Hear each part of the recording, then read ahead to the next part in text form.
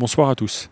Après ce match où on a vu plus de 200 points marqués, ce qui n'est pas très fréquent dans un championnat européen de basket, on va s'attarder un petit peu plus sur un critère qui s'appelle l'évaluation. Qu'est-ce que l'évaluation? C'est une notation objective faite pour les statistiques.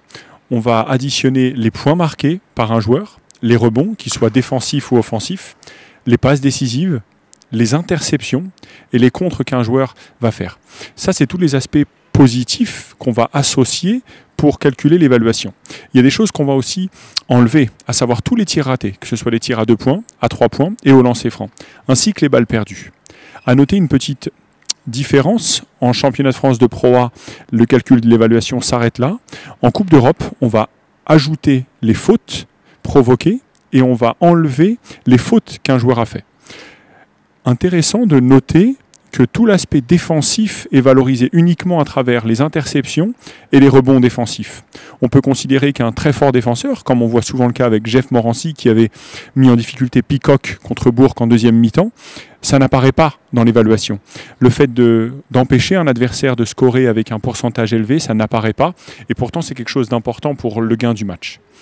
Le CSP en moyenne a 88 d'évaluation. Aujourd'hui 136, avec 80 d'évaluation à la mi-temps, ce qui est une statistique assez incroyable. Il faudrait regarder dans les records si ça ne fait pas office de chiffre le plus élevé. De l'autre côté, HTV, 79 d'évaluation pour l'équipe de Hyères-Toulon en moyenne, aujourd'hui 98. On a donc assisté à un match très intéressant du point de vue offensif, avec peu de balles perdues et beaucoup de paniers marqués. Monaco est la meilleure équipe du championnat, avec 100 d'évaluation en moyenne, mais aussi le leader du championnat. Donc cela met en avant qu'il y a un lien entre l'évaluation et le classement au niveau du championnat.